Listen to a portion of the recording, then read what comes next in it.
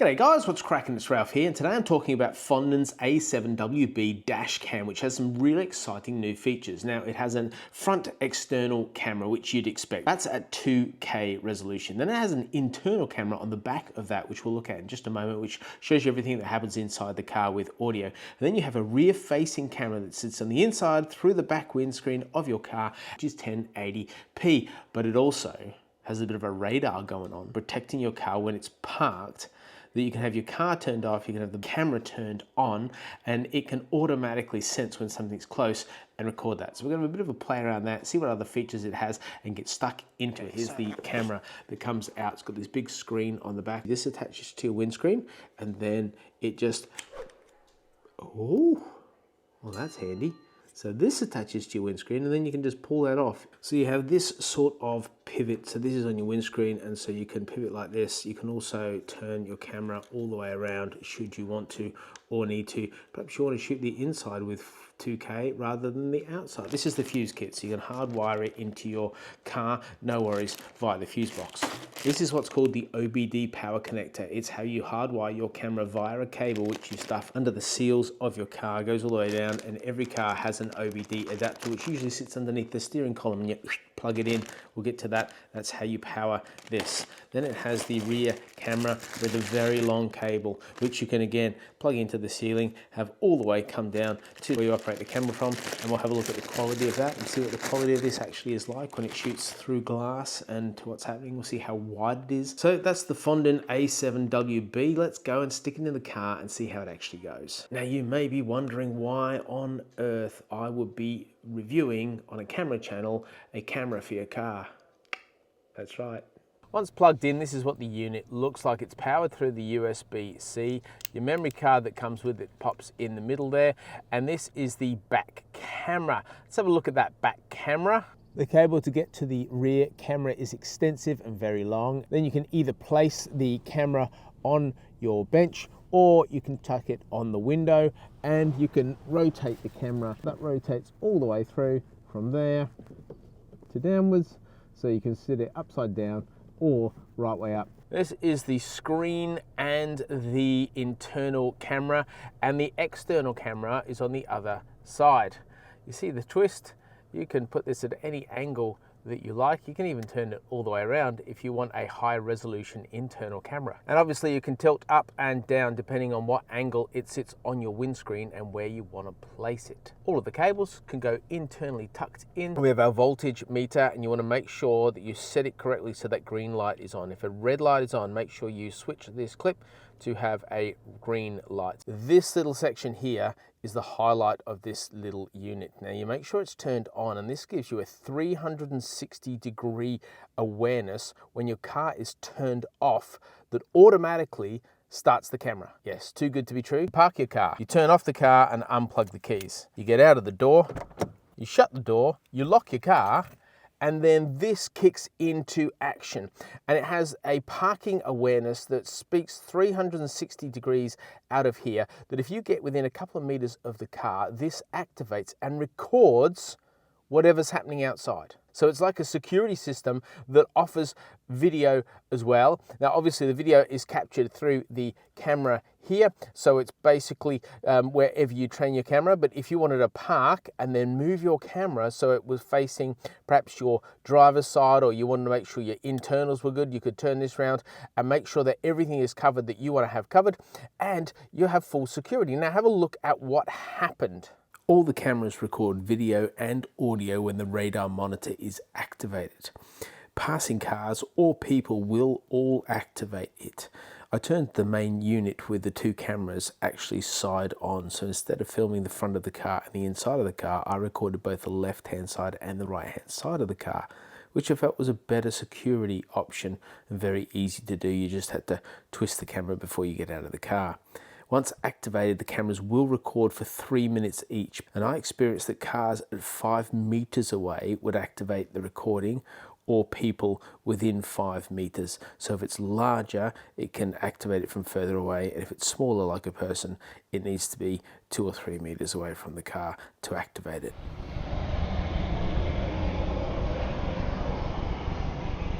As soon as your car is turned on, the video starts recording, and you can view that video by long pressing the left button. Then you can work your way through that. To get out of that, you just long press again. You can also turn the screen off wherever you like by pressing the middle power button. Turns it on and turns it off. If you hold that down, it turns the whole unit off.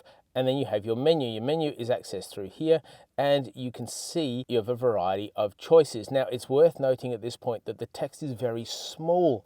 So if you want to quickly activate a function while you're driving, you may struggle with that. And I struggle, honestly, to look at it unless it's pulled up really, really close like that. So we have a few options here that you can choose from. We have our movie mode, and you select the OK button to have a look at that.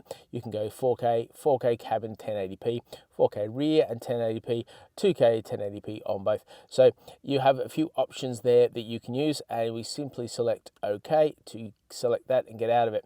We then go IR LED. Then we have loop record. We have our G sensor. You can choose your language. You can have a screensaver mode, which is how long the screen stays on or off for. You can make sure your clock's correct. You can format your card, which you'll need to do as soon as you put any card in. You can reset all your functions if you need to start again for any reason. And if you press menu, you can choose your GPS. You can speed adjust. You'll see my miles per hour there. You can adjust it to kilometers per hour by choosing your speed unit there. Select that, go OK. Let it go kilometers an hour because that's how I work in Australia.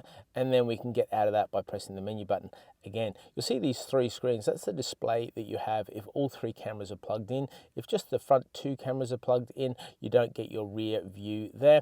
But that's not what it records. It records the wider picture. So that's your full picture right here of your internal, and then your external is actually across the whole lot. You don't get a portrait vertical view. It's actually filled out. You also have what direction you're facing and your Wi-Fi strength and a few other key indicators up here. For example, my microphone is working, it is currently recording, and that's the quality that's being recorded. So how about we now have a look at some of the footage that you can get out of this camera.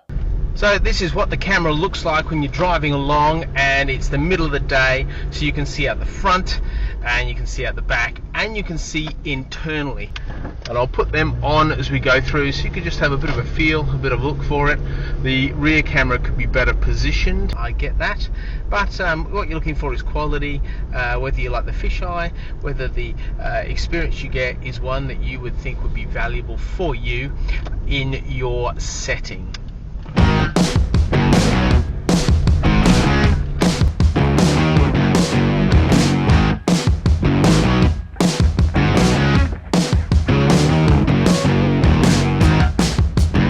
So this is now on dusk. The sun's been down for about 30 minutes. It's getting really dark. I've got the infrared light, the IR light on the internal camera, so you can hopefully see me.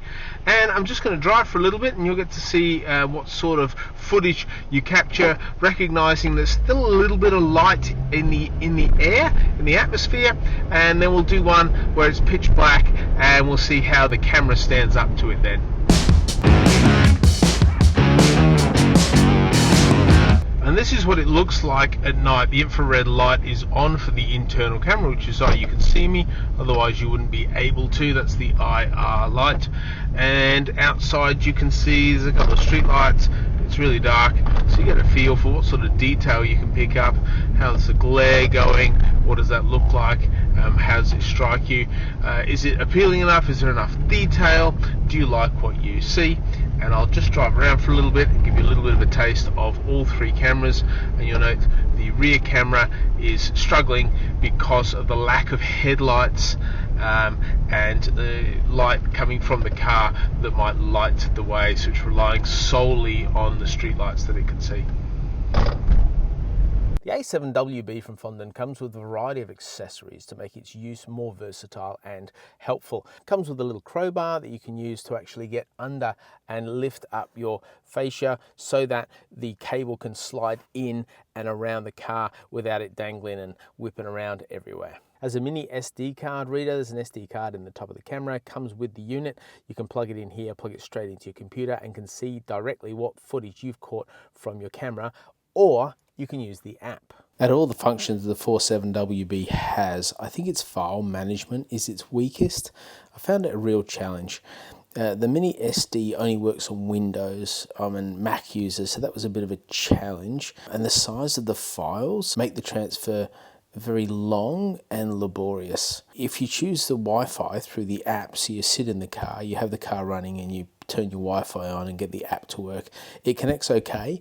It was all quite straightforward and you can look at your files quite easily, but playback is really patchy and it sort of stutters and comes in and out, and then downloading those videos does take an enormous amount of time just to get one. So when I wanted to download a number, it just wouldn't do it. It did one and then said, all right, we're kind of done. It feels like that area could do with a bit of work, but if you know what video it is that you specifically want, you can put it on your phone quite easily, or you can just take the card out, plug it into your Windows computer and take it off quite easily. So if you want to do more than just one, or go back and find that particular one, make sure you've got the right date set on the camera whilst you start, which will make that much easier to locate where it is. Comes with lots of extra sticky pads that you can use on your glass to protect your glass and make it easy to remove if you should need to do that in the future, or to place different cameras around your vehicle depending on the location that you'd like to put them. It has a variety of these nice little cable clips that you can use to secure your cable out of the way of your feet or out of the way of your head if tucking it in isn't always an option all the way around the car. The best accessory and the most impressive is the CPL filter. Now, when you work with glass and you work with water, which this camera has to look through to get the roads, you get a lot of glare, you get a lot of mucking about and causing the focus of the camera to be thrown off, causing it to just appear too glassy, or you not get a good reflection. So this is a CPL filter. So what we're going to do is we're going to put this on the camera and see if it's any good. Because the idea of it's great. Let's see if it works. Here's the CPL filter, and they work by pushing them on and then turning it. So what we're going to do now is I'm going to push it to this lens. This is the lens face, the outside lens faced inward. So I'm going to push that in. The video is recording. I'm going to spin that around, and now that we're there, guys, I'm going to gently turn the CPL and we're going to see if anything changes. Is it changing? Is it working?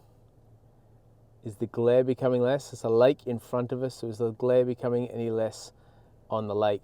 So what you're seeing is a screen grab of the best option of the CPL. A good CPL takes out the reflections and it increases the saturation by making things a little bit darker.